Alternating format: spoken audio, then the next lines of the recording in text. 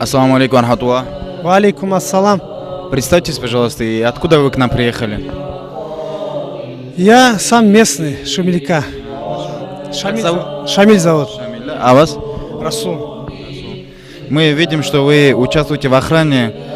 Это очень благое дело. И поздравляем, что у вас есть такая возможность охранять ансары. Шамиль, такой вот вопрос. Что вы чувствовали, когда выходили из дома на зиарат? Честно говоря, даже не знаю, как выразить. Конечно же, был рад. Очень даже. Хорошо. Скажите, пожалуйста, вы видели раньше ансары или первый раз?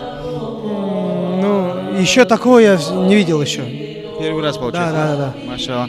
Скажите, пожалуйста, вот когда вы зиарат совершали, что вы просили у Всевышнего Аллаха? И что ваше сердце, как ваше сердце трепетало, когда вы проходили возле волоса пророка Мухаммада, алейхиссалату вассалям?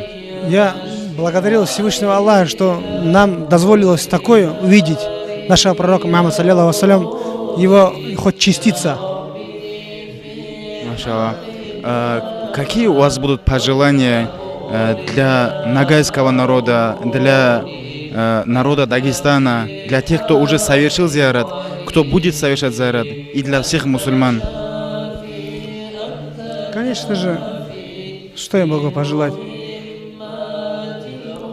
Самое главное — иман. Расул, пожелай ты что-нибудь хорошее. Просто радость наша будет, не передать словами.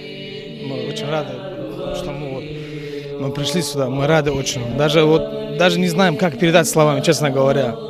Слов нету. Нет. Аминь, я Аллах. Очень рады мы. Пусть Аллах Та'ала примет ваш зиарат, укрепит ваш иман, ваших родственников и всей уммы пророка Мухаммада, алейхиссалату вассалям. Ассаламу алейкум.